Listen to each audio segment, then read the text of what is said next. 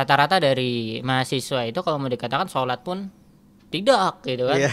Masalah hukum itu kita akan sangat sulit menyelesaikannya jika tidak ada persiapan. Kalau hukum Islam ya sumbernya dari Allah Subhanahu wa taala gitu kan. Yang itu sudah jelas, aturan-aturannya jelas, tapi memang kalau kita bicara hukum Islam nanti ada beberapa hukum itu yang boleh dibuat oleh manusia. Alasan kenapa jadi orang melakukan korupsi itu apa dulu? Sebenarnya orang melakukan korupsi itu ada 3.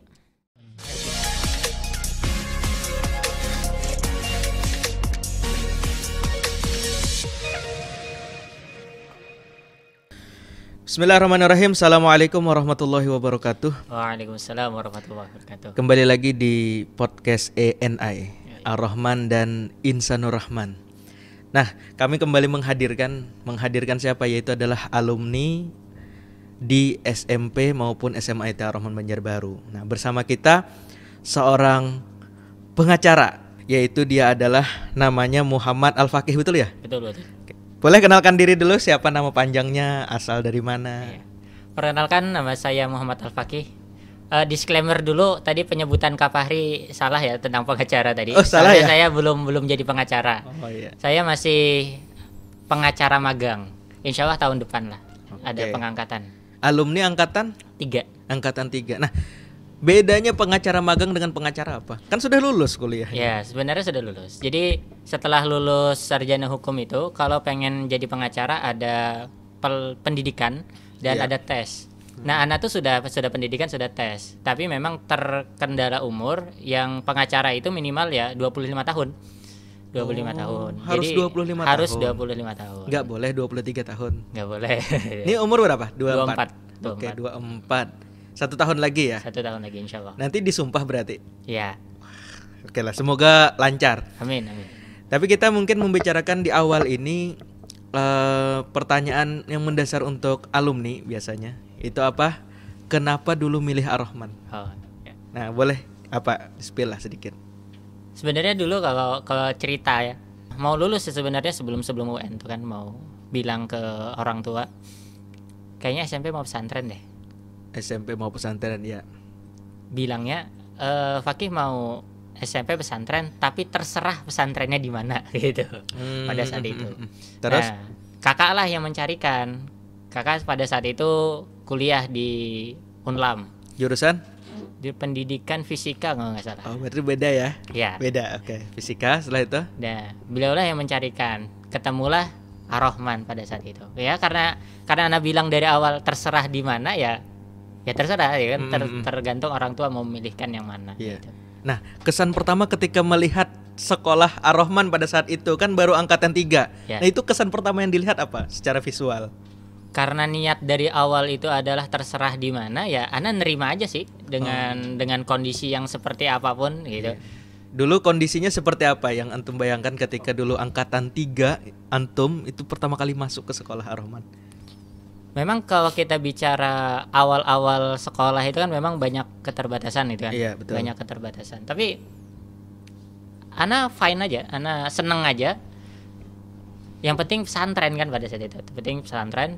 Dan segala kesulitan yang terjadi itu, segala kesulitan, kesusahan, keterbatasan pada saat itu ya Ana jalani dengan santai aja sebenarnya. Jadi menikmati alur. Menikmati aja. Yang paling berkesan selama jadi waktu sekolah di Ar-Rahman apa? Yang paling diingat nih? Yang paling diingat adalah ketika masuk kelas 7 itu dapat asrama bekas garasi bis. Itu sama kita. Ya Al-Fatih dulu kan. Ya, Al-Fatih. Oh ya, sekarang asrama Al-Fatih ya. Dulu bekas parkiran bis. Jadi memang pintunya kalau sekali terbuka langsung lebar. Ya. Dulu di situ. Setelah di Al-Fatih di mana lagi ada asrama antum? Ana di Al-Fatih mbah itu ke Hamzah kalau nggak salah ya. Hamzah, amirnya kan anak. Iya, pinanya kan. Iya kan ya? Iya. Sama berarti satu asrama juga dengan Ridoni. Iya, boleh jadi itu. Iya. Pokoknya kita kan terpisah oleh lemari aja kemarin. Betul. Itu Usman. Oh ya. Sekarang itu jadi kelas loh, Hamzah itu nggak lagi menjadi. Iya. Tapi di sananya jadi asrama sekarang. Asrama. Iya. Berarti ini ya, anak kan kelas 7 itu kan di Usman berarti kan? Iya. Kelasnya di Usman. Iya. Terus kelas 8 baru pindah ke dari Al-Fatih pindah ke Hamzah gitu. Iya, iya betul. Nah, terus kenapa jadi memutuskan lagi untuk melanjutkan di SMA-nya? Memutuskan lanjut itu adalah Ana merasa kayaknya SMP ini kurang deh. Iya. Kita itu ketika keluar dari pesantren itu kan melihat banyak hal, akan keterbukaan informasi itu sangat terbuka. Jadi walaupun Ana nggak nyampe berpikir ke tingkat itu sebenarnya pada awalnya, cuma Ana merasa kayaknya kurang nih, bekal ini kurang seperti itu. Akhirnya memutuskan ya Bismillah lanjut aja lah gitu. Lanjut selama 3 tahun. 3 tahun lagi di SMA. Nah kan merasa kurang tuh ketika SMP. Oh ternyata masih kurang nih, lanjut menjadi di SMA lagi. Nah terus ketika lulus SMA, kesan pertama melihat dunia luar seperti apa? Kesan pertama mungkin Ana gimana ya? Ana kan di Fakultas Hukum, boleh dikatakan fakultas yang lebih banyak apa ya, dosanya ya. Dosanya kata. Karena kalau kita bicara misalkan perbandingan fakultas misalkan gitu. Pokoknya kalau Ana itu kan sudah 4 tahun lebih lah berkecimpung dalam dunia kampus itu. Kalau yang paling taat pasti FKIP lah itu kan. Paling taat itu. Guru-guru itu taat itu kan. Berarti taat. Hukum ini termasuk yang tidak taat. Iya, termasuk yang tidak taat. Ya boleh dikatakan seperti itu. Kalau dari indeks ketaatan terhadap agama gitu.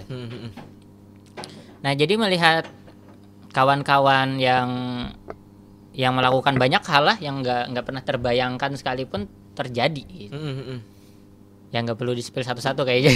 Tapi bagaimana cara antum itu membatasi diri akan hal itu, kan di lingkungan yang seperti itu. Terus bagaimana cara membatasi dirinya? Ya, memang cara pembatasan diri itu pasti masuk ke dalam organisasi komunitas yang baik pasti. Nah, berarti itu mencari perkumpulan yang baru dong. Iya, mencari perkumpulan yang baru.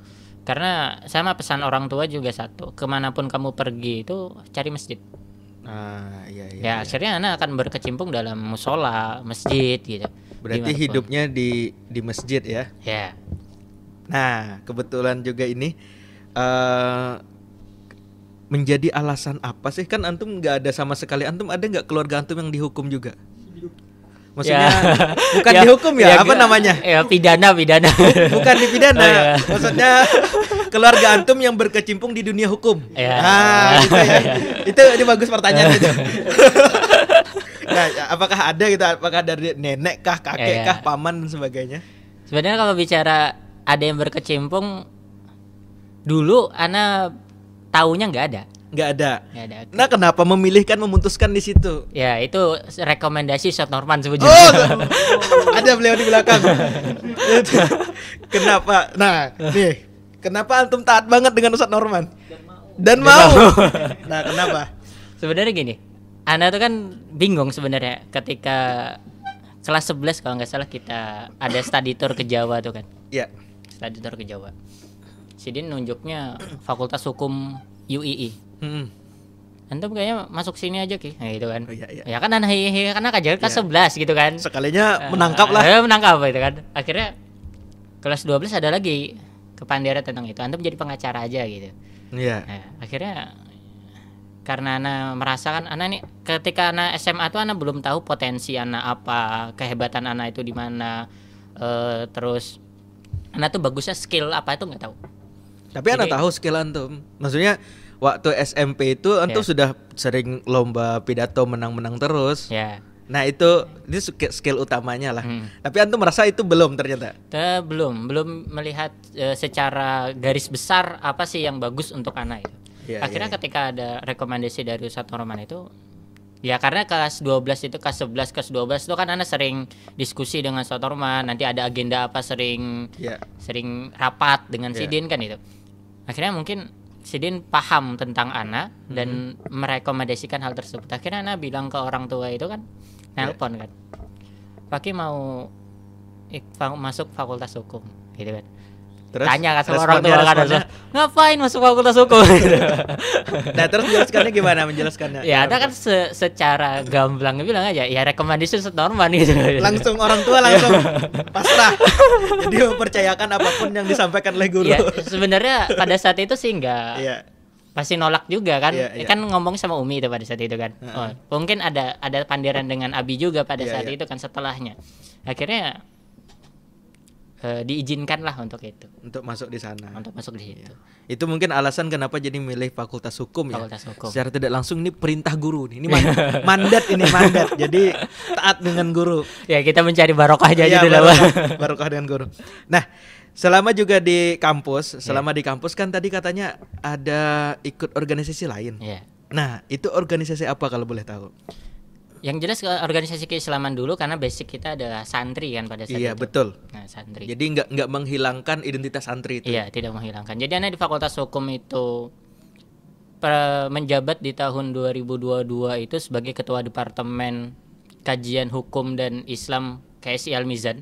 KSI Al-Mizan. Apa itu?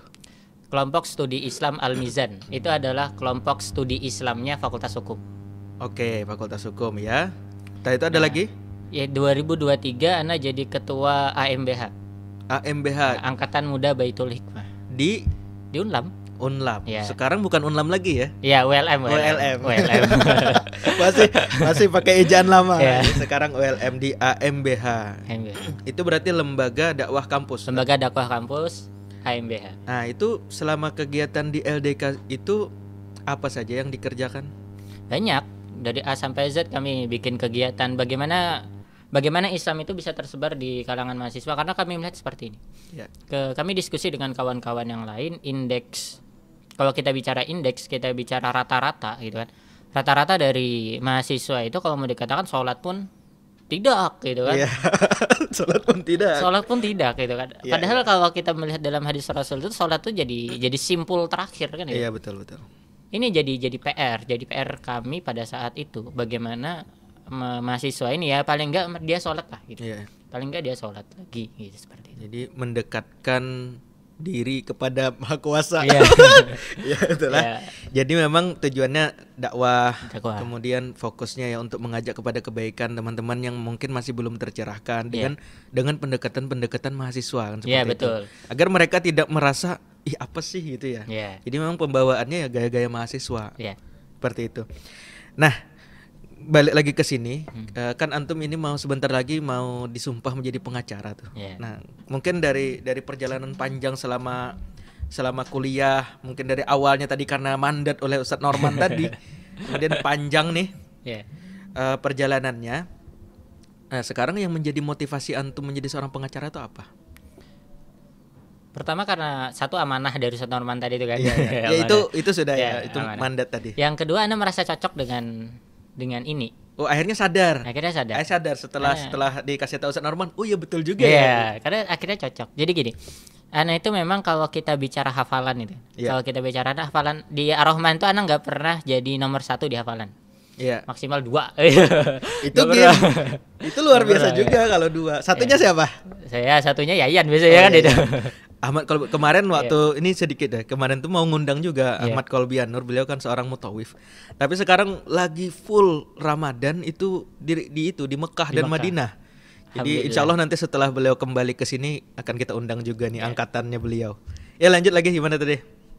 Dan ketika Ana itu belajar hukum, ternyata hukum itu bukan hafalan. Hukum itu adalah sebuah pemahaman. Jadi kalau kita bicara hukum, kita bicara pemahaman. Kalau misalkan antum nanya misalkan kayak ini kalah. Tapi pasal harus dihafal Ki? Enggak usah dihafal. Yang penting ketika undang-undang itu apa, antum tahu pembahasan isinya itu apa. Antum pernah belajar kan antum guru PKN. Oh ya, beliau juga guru ya. Guru PKN di salah satu pesantren. Nah, kan itu kita disuruh ngafalin undang-undang, pasal, untuk menjawab soal. Betul. Kan harus hafal juga. Ya. Nah, karena taraf pendidikan Indonesia yang pertama tuh hafalan, baru pemahaman. Iya. Gitu. Jadi memang kalau kita bicara SMP, dari SD malah kita bicara SD, SMP, SMA itu hafalan semua. Iya. Makanya nilai PKN Anda malah jeblok kan. Tapi sekarang jadi guru PKN. Oh, gara-gara menghafal itu ya. Hafalan. Karena memang ngafal buta lah istilahnya ya. Enggak paham ini maksudnya apa gitu. Ya terus gimana lagi? Nah, akhirnya ketika kita belajar hukum, kita itu akhirnya pemahaman.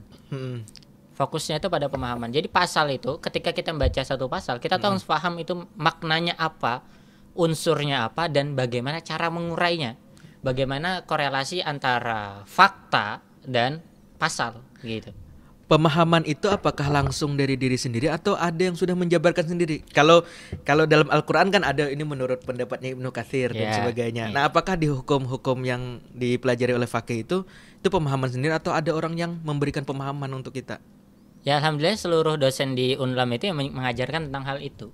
Jadi tinggal bagaimana critical thinking kita aja lagi yang mengurai apa yang disampaikan dari dosen-dosen di Fakultas Hukum itu, kita menjadi pemahaman untuk kita sendiri. Iya betul. Berarti sekarang itu ya motivasinya. Ya. Nah terus kan selama perjalanan ini kan mau menuju ke pengacara, artinya sudah berpengalaman dong. Kan tadi ngomongnya pengacara magang. Ya. Artinya sudah magang di mana-mana nih. Artinya sudah menjalani ada kasus-kasus. Nah kira-kira pengalaman apa yang mungkin paling berkesan tuh selama menangani kasus? Mungkin satu kasus lah menjadi contoh. Kasus ya. Sebenarnya kalau kita bicara garis besar aja. Iya boleh garis besar. Kalau kita bicara garis besar, memang kalau penanganan kasus itu 70% itu ada di pencegahan sebenarnya. Kenapa tuh? Jadi masalah hukum tuh gini. Masalah hukum itu kita akan sangat sulit menyelesaikannya jika tidak ada persiapan. Jadi contoh gini. Contoh tentang apa ya? Tanah aja misalkan lah. Iya. Oke, tanah. Case tentang tanah misalkan. Iya. Case tanah itu akan sangat kesulitan kita kalau bukti kepemilikannya itu cuma kwitansi betul. Iya. Cuma kwitansi yang kita pandirkan tadi. Ada lupa ya. Iya, oke, kwitansi. Cuma masih ingat kwitansi. Anda ya, kwitansi terus. Sulit. Kenapa? Karena di kwitansi itu tidak ada penjelasan tentang batas tanah, ukuran tanah, siapa yang punya, siapa yang menguasai hari ini. Itu nggak ada. Kemungkinan terburuknya apa? Kalau misalkan hanya mempunyai tadi kwitansi saja. Sangat mudah untuk diambil.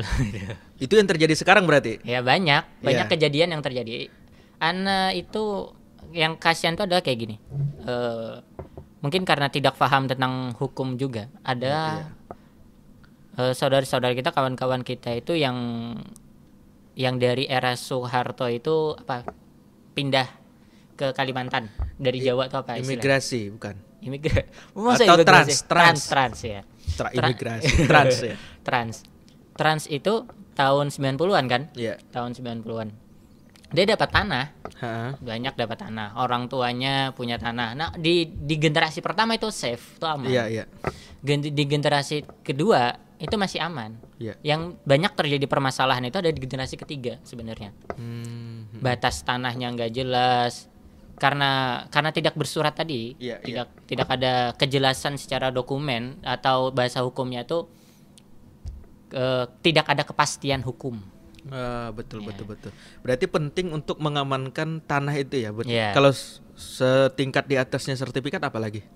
Sebenarnya sertifikat paling tinggi. Tadi kwitansi. Kalau kita punya tanah dengan kwitansi, maka datanglah ke kantor desa atau kelurahan untuk dikeluarkan sporadik. Sporadik dulu. Setelah sporadik. Nah, setelah sporadik itu bisa dibawa ke BPN untuk diterbitkan sertifikat. Berarti perkara yang sudah ditangani cukup banyak nih. Ada nggak yang perkara sebenarnya itu adalah perkara kalau menurut kita ini sepele ini sebenarnya, tapi ternyata ini berisiko sekali kalau misalkan ini salah-salah gitu. Ada. Apa itu? Contoh misalkan penadah. Ya. Penadah itu adalah orang yang mengikuti barang-barang hasil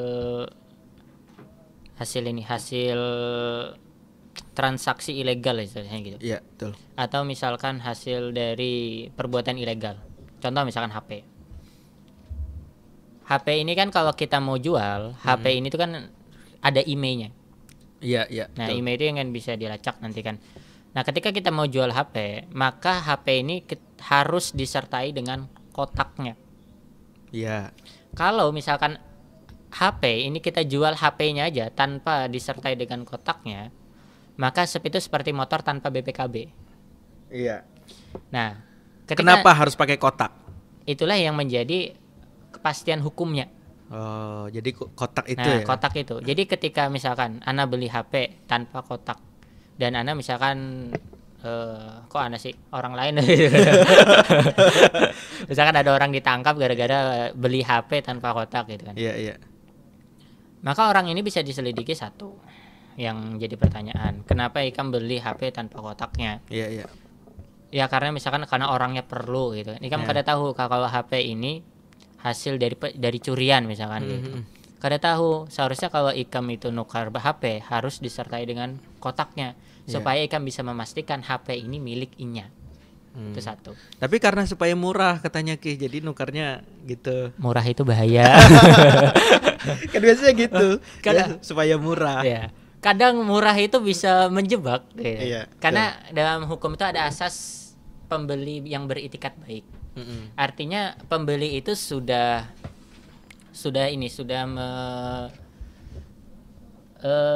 meneliti barang yang dibelinya itu, mulai dari kepastian hukumnya, surat menyuratnya, dan harganya itu normal. Iya. Dua hal itu. Kalau misalkan harganya tidak normal, maka akan timbul kecurigaan nih, hendak dijual murah supaya lepas dari tanggung jawab ini kayaknya gitu. Kan kalau misalkan ini barang curian misalkan, ini bagaimana barang ini jadi duit kan itu? Iya betul. Bagaimana barang ini jadi duit? Ketika barang ini cepat jadi duit, ya jual murah. Ya. Gak bisa kita jual. Tapi keamanan Anda tadi. Ya. Tapi bisa nggak itu menjadi delik hukum akhirnya membuat orang itu dikenakan pidana guys? Bisa, ada pasalnya di KUHP. Ada pasalnya? Ada. Ini hati-hati berarti yang beli nggak pakai kotak. Hati-hati para pembeli dan para penjual HP ya. Iya, yang nggak ada kotaknya. Yang nggak ada kotaknya. Nah itu kita nggak tahu Ki, makanya penting memang harus ada pendidikan terkait dengan hukum nih ya. Perkara-perkara itu kita nggak tahu tuh. Ini sah-sah saja menurut kita kan ya. Iya betul. Ternyata itu kena delik. Karena ada lagi nggak kasus yang memang ternyata ini harusnya kena delik nih, tapi banyak masyarakat yang tidak menyadari itu. Jadi kalau kita bicara mayoritas, memang mayoritas masyarakat hari ini itu bisa dikatakan buta hukum ya. Iya. Nggak paham tentang hukum. Kenapa itu jadi buta hukum? Ada tahu nggak faktornya? Apakah karena pemahaman hukum itu tidak disebarluaskan atau kayak apa? Bagaimana ya? Pertama mungkin deliverynya yang kurang ya. Iya. Jadi kita bicara tentang hukum itu, mendeliverikan hukum ini supaya bisa diterima oleh masyarakat luas itu punya PR besar. Iya, karena seolah-olah sulit banget hukum nih. Iya. Kita baru dengar apa itu gitu. Jangan kan gitu, dengar pasal aja loh. Gitu. Iya, dengar pasal apa sih gitu. Jadi kalau misalkan kita berdiskusi dengan masyarakat terus kita menjabarkan pasal ini, bunyinya ini, unsurnya ini, nggak paham mereka, gitu kan. Nah itu mungkin pendeliverian informasi itu yang sampai hari ini masih kurang sebenarnya, yang ya akhirnya sulit untuk difahami oleh masyarakat secara umum. Iya. Nah ini berbicara terkait dengan hukum yang kita laksanakan ya di Indonesia maupun di negeri-negeri yang lain. Nah terus apa sih bedanya antara hukum yang memang itu apa namanya KUHP ya? Iya, KUHP. Hukum KUHP itu dengan hukum yang diturunkan langsung oleh Al-Quran. Nah itu yang membedakan jauhnya apa? Kalau kita bicara yang membedakan itu pastinya sumbernya ya. Betul, ya sumber. Nah sumber itulah yang melahirkan nanti banyak perbedaan akhirnya di lapangan. Iya. Kalau kita bicara KUHP ya, sumber dari KUHP itu adalah pola pikir manusia, olah pikiran manusia itu sendiri. Berarti manusia dong yang membuat aturan ini dijadikan jadi hukum. Iya. Walaupun nanti biasanya itu diambil dari opini di tengah masyarakat atau dari hukum yang ada di tengah masyarakat. Baik itu adat istiadat juga bisa ya. Adat istiadat gitu. Pemahaman secara umum lah di masyarakat misalkan. Makanya kan nanti tiap masyarakat itu kan beda-beda hukumnya tuh. Iya, betul. Walaupun misalkan sama-sama mencuri nih, hukumannya beda-beda. Betul. Gitu. Tergantung dengan, bahkan ada istilahnya hukum adat gitu ya. Iya. Nah terus yang membedakan lagi selain sumbernya apalagi? Mungkin kita masuk ke Islamnya dulu lah. Boleh. Kalau hukum Islam ya sumbernya dari Allah Subhanahu Wa Taala, gitu kan.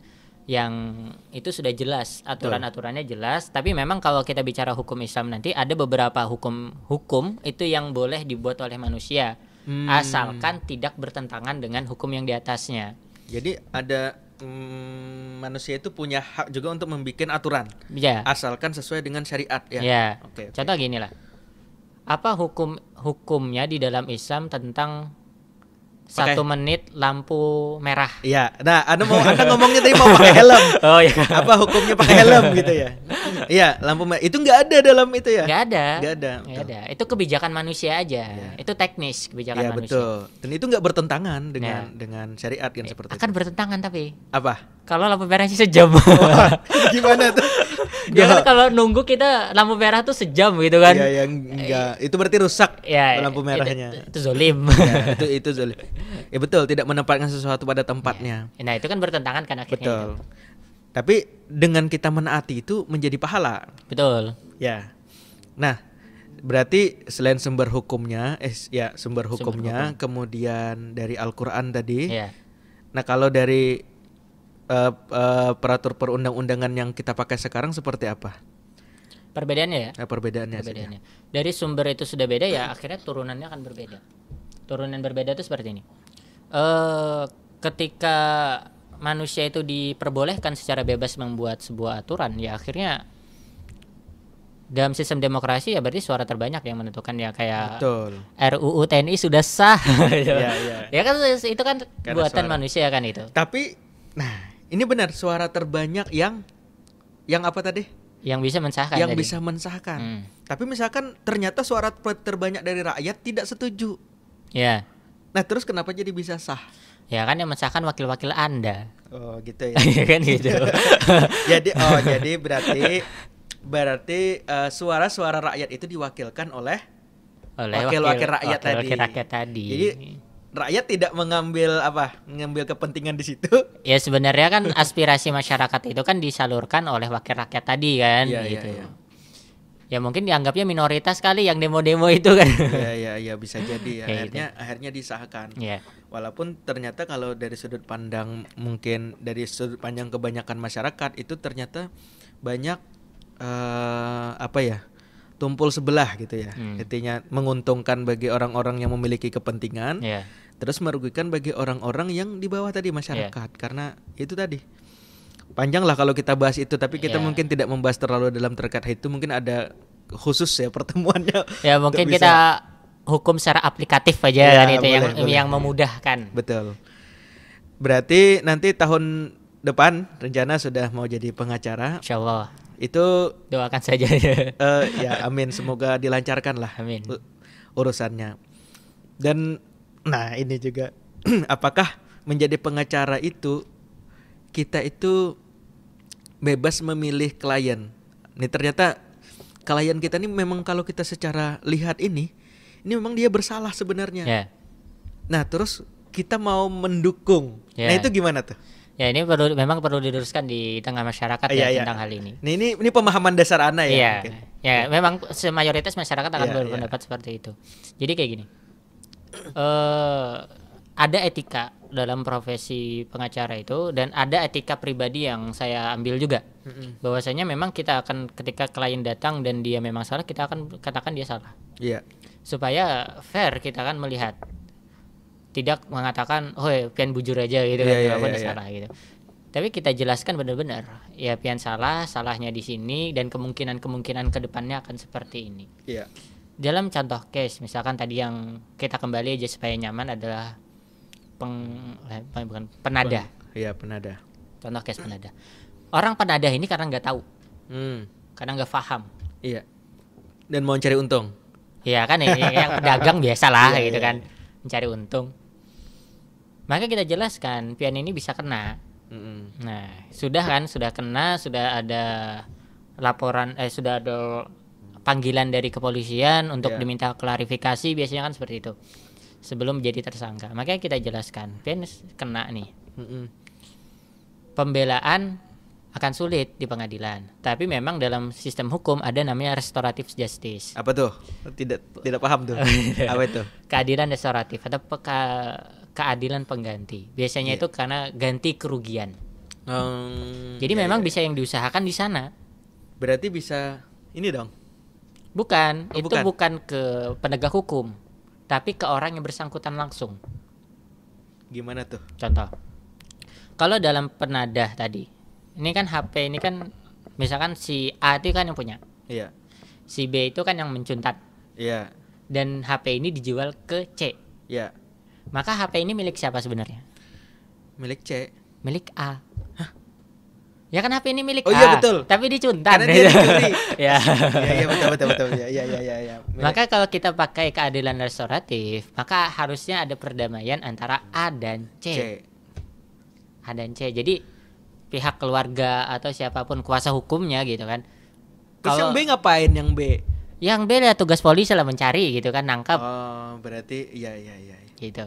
Kan klien kita kan yang C, kita nggak ada ngurusin yang B deh. Oh iya. Kita kan tugas polisi aja Berarti mencari nanti. yang B itu tugas polisi. Ya, Terus, mencari. Ini sama-sama rugi sebenarnya. Yang A rugi karena kehilangan, yang C rugi karena menukari. Ya.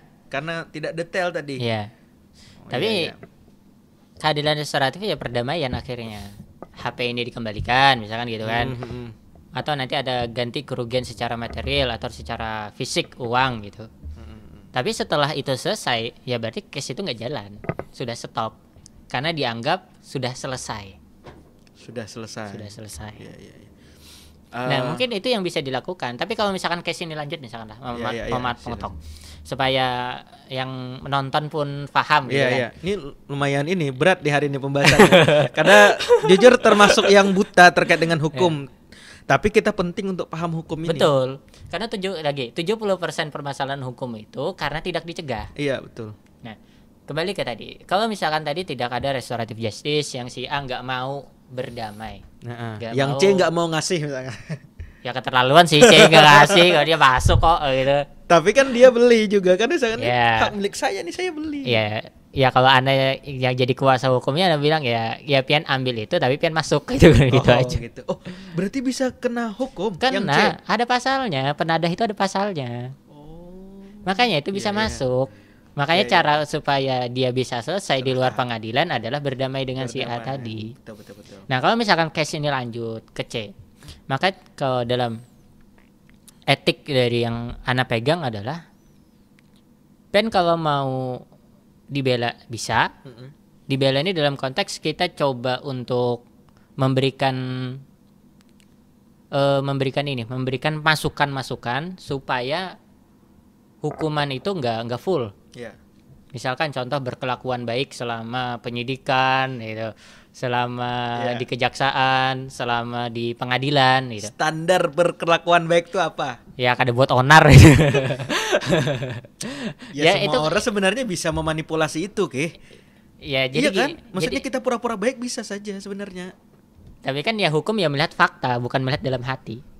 Iya juga sih, betul juga. Asalkan dia tidak berbuat onar itu satu, misalkan itu berkelakuan baik. Yang kedua, memudahkan selama proses penyidikan, proses dakwaan, proses di pengadilan, kada menyulitkan. Yang ketiga itu mengaku. Jujur. Oh, salah kata tangan. Ya. Iya. Itu termasuk tidak menyulitkan kan itu? Tapi bisa kena hukum juga. Iya, bisa. Ada misalkan orang nih, ini contoh ya, ada kejadian di lapangan, misalkan orang ini baru membunuh nih. Iya.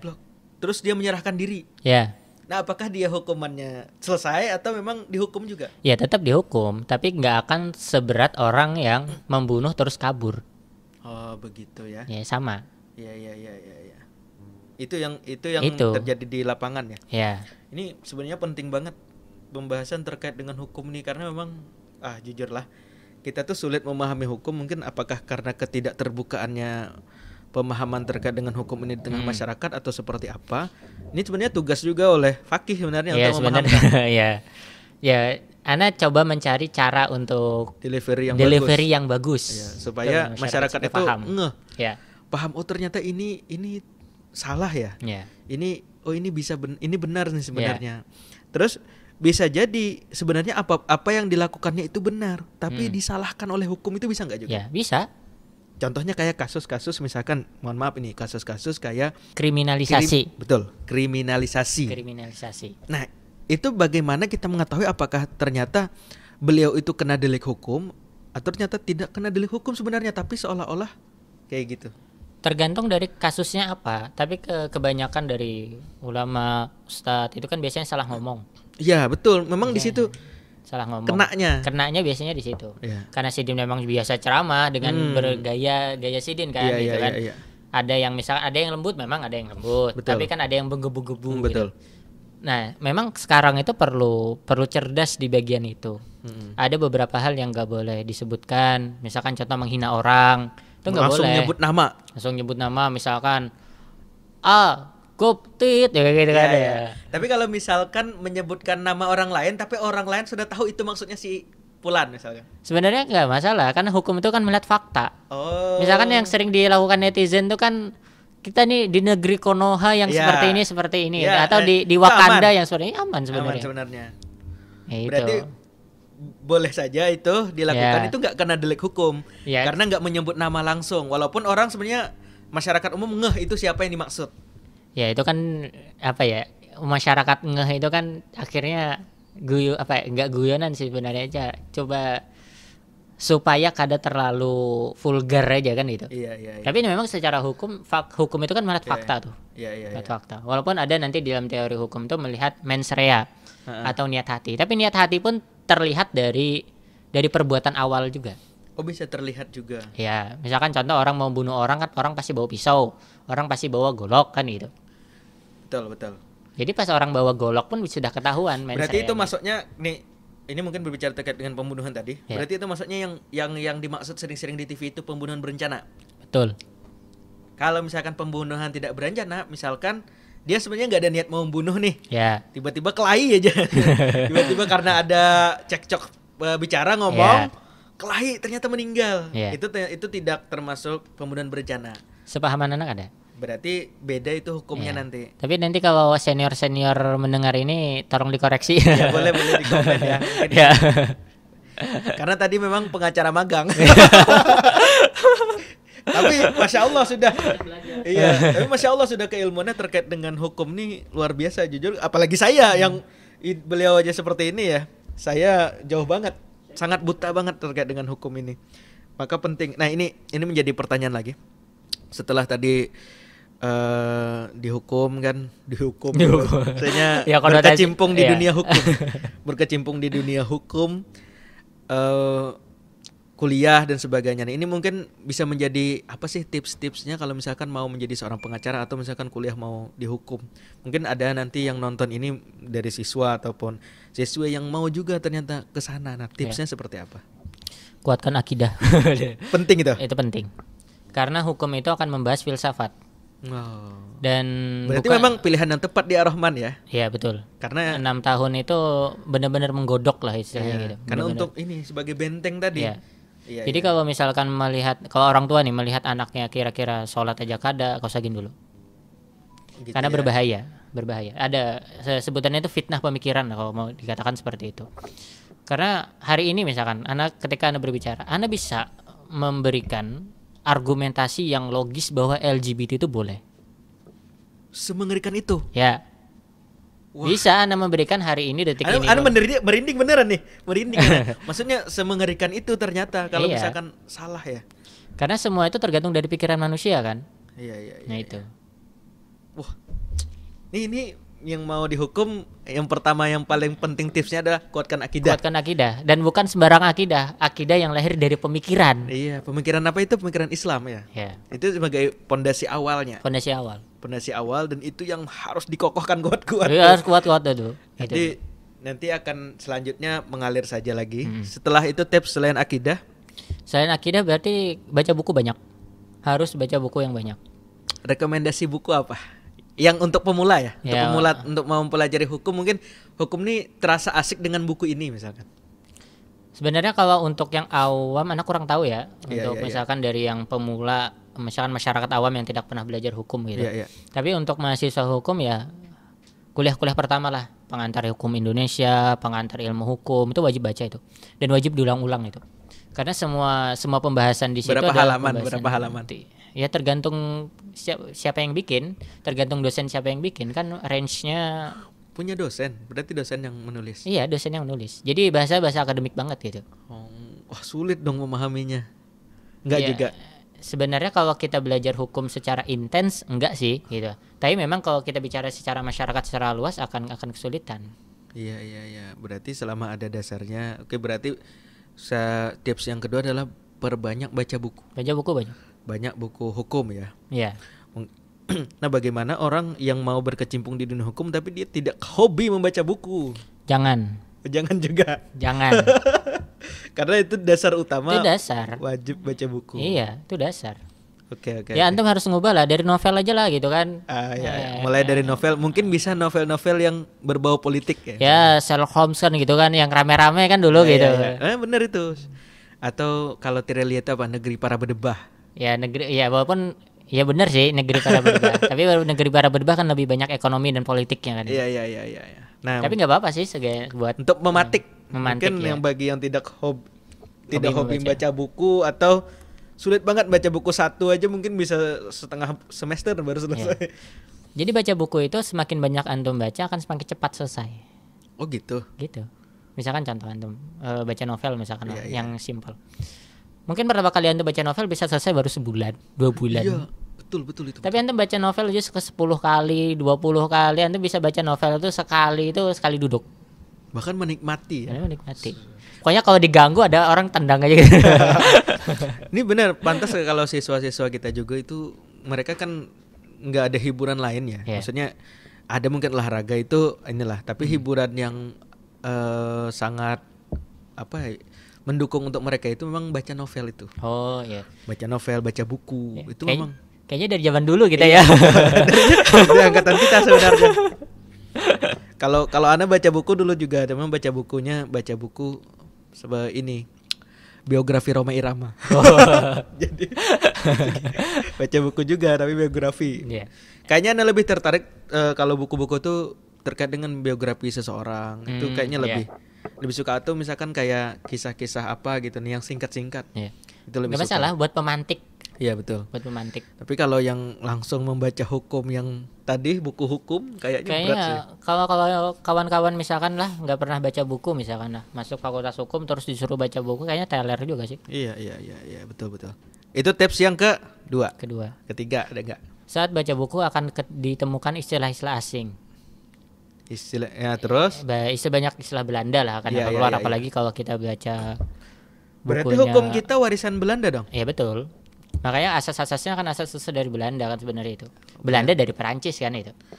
Oh iya. Berarti Belanda ternyata ada mewariskan sesuatu untuk kita ya. Iya. Meninggalkan jejak hukum yang dipakai oleh kita. Iya. Apa itu murni dipakai seluruhnya atau ada pengupgradean atau ada yang dihilangkan? Sebenarnya ketika Indonesia merdeka itu langsung full semuanya dipakai. Jadi kan kalau kita bicara sejarah hukum di Indonesia itu kan ada penggolongan masyarakat. Iya. Ada Eropan, orang-orang Eropa, ada Timur Asing itu orang India, Cina, Arab. Iya. Yang ketiga ada pribumi. Iya. Nah, pada saat penjajahan Belanda dulu, orang-orang Eropa itu menggunakan hukum-hukum mereka, hukum-hukum Belanda, hukum-hukum yang dari Eropa. Iya. Dan itu kasta paling tinggi. Iya.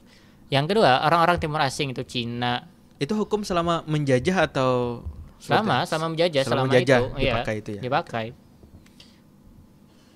Orang-orang Timur Asing itu Cina, Arab dan India. Kalau nggak salah dia make, Anda lupa sih.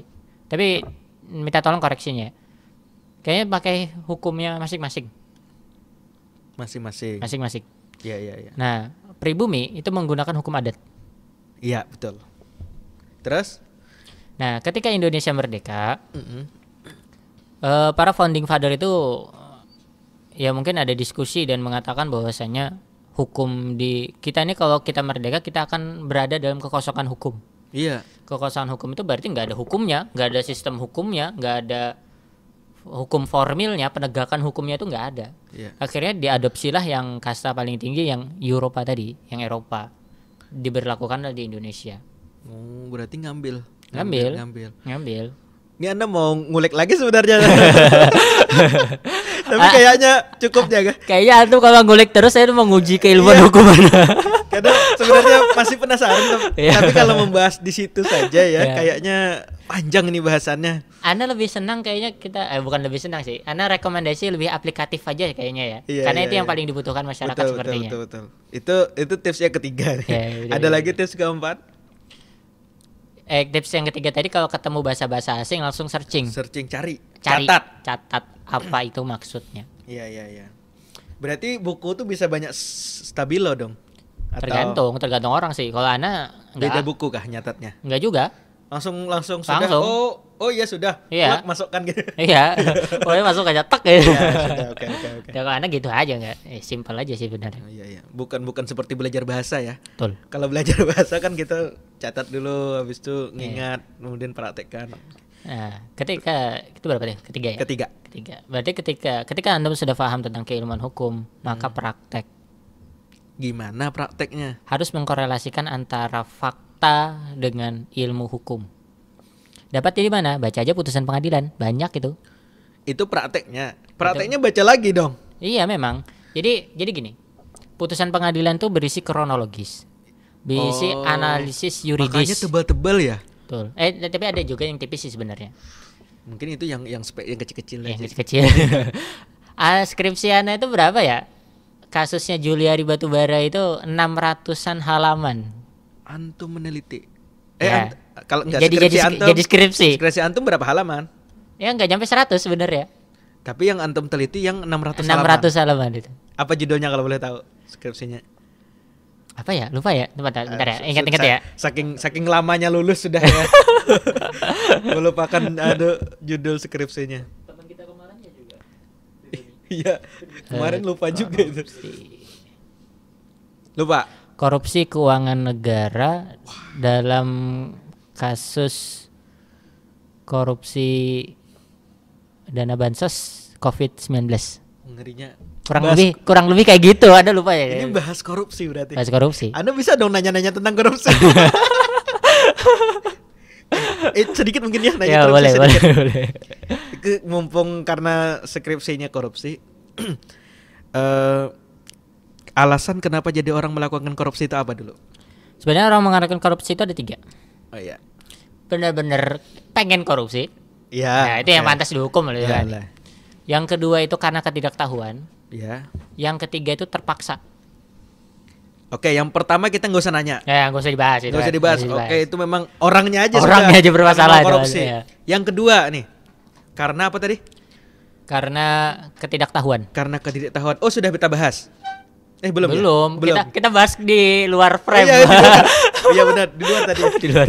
Oke, ketidaktahuan itu seperti apa?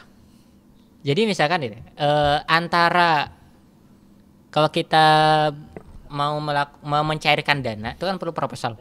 Betul. Proposal. Maka proposal itu termasuk dana kan di situ. Iya. Misalkan kita mengajukan proposal kegiatan atau kita langsung praktek misalkan pembuatan jalan di aspal jalan itu, misalkan itu. Memerlukan dana misalkan 250 juta dalam proposal. Dikitnya? Ya misalkan 1 meter aja kan gitu. 1 meter 100 juta itu sudah niat korupsi. Ya anggap aja seperti itulah gitu kan. Iya. Atau misalkan mau tambah 1 M aja gitu ya. Ya 1 M lah. Ya 1 M lah gitu. 1 M. Misalkan 1 M untuk dana pengaspalan jalan desa. Iya. Nah tapi tempat proposal ini di ACC keluarlah dana itu kan. Iya. Keluarlah dana itu. Tapi saat praktek ternyata karena praktek ini tidak mengikuti komposisi yang ada di proposal, tapi mengikuti komposisi kebiasaan. Akhirnya dana itu, karena dana ini kan sudah dibelikan bahan nih. Iya. Bahan-bahan sudah dibelikan bahan. Bahan itu sisa. Bahan itu gimana tuh maksudnya? Misalkan dari bahan aspal itu sisa. Iya, sisa. Terus? Karena kualitasnya itu tidak sama dengan proposal. Oke, berarti sudah dari awal dong ini. Berarti ketika pembelian ternyata nggak sesuai dengan yang diajukan. Betul, lain-lain gini. Ini proposal ini cair. Iya, proposal cair. Nah, betul. duit ini kan dipakai ini untuk beli bahan, untuk kerja dan lain-lain kan. Iya. Nah, mulailah nih eksekusi jalan. Iya. Nah, di proposal itu kan sebenarnya ada kualitas dalam 1 meter. Betul. Berapa kualitas barang. Kualitas semuanya yang jadinya Jadinya. ya. Oke. Dalam 1 meter biasanya berapa senti. Iya. misalkan 5 cm kada boleh jadi 4 cm gitu. Betul, oke. Nah, anggap aja itu dalam kebiasaan masyarakat pembuatan itu 4 cm. Di proposal padahal 5 cm. Di proposal 5 cm. Ya, terus? Maka ketika jalan itu selesai, pasti sisa bahan. Betul, karena itu tadi. Karena ada 1 cm tadi. Ya. Sisa bahan itulah yang bisa jadikan temuan korupsi. Kenapa nggak dikembalikan saja ke pemerintah sisa bahannya? Masalahnya sistem dalam ini masuk ke pembahasan ketiga, terpaksa. Oh, iya masuk berarti ketiga ya. Terpaksa. Ya, misalkan dana-dana dari pemerintah itu kan harus selesai, harus habis. Iya, iya. Nah, kenapa jadi terpaksa? Kan bisa saja kita nggak usah deh, nggak mau. Ya sebenarnya itu kan dari apakah karena sistemnya sudah seperti itu atau gimana? Sistem yang dibuat untuk mencegah korupsi sebenarnya. Tapi akhirnya memang ribet. Tapi kalau kita bicara di swasta misalkan di perusahaan, adanya penghematan dana itu ada suatu apresiasi. Betul. Kalau misalkan, ternyata ini lebih ya, dikembalikan dana itu, maka itu apresiasi sebenarnya. Ya. Tapi memang kalau dalam pemerintahan itu bukan apresiasi, itu bisa jadi temuan korupsi. Oke, ini panjang nih kalau bahas korupsi, kita lanjut lagi, ada tips selanjutnya. Dibahas sebenarnya kalau bahas korupsi mungkin panjang, akan ada pembahasan lebih lanjut lagi. Anda belum nanya lagi kasus yang bagaimana korupsi yang 271T dan sebagainya itu belum ditanyakan nih. Itu gimana? Kemudian Liga Korupsi Indonesia kan belum ditanyakan. Liga Korupsi Indonesia. Itu banyak. Ini banyak lagi yang harus ditanyakan, sedangkan waktu kita cuma 8 menit lagi. Oh iya, 8 menit lagi ya? 8 menit lagi. Gak kerasa ya? Tidak kerasa ya kalau bahas hukum nih, Masya Allah.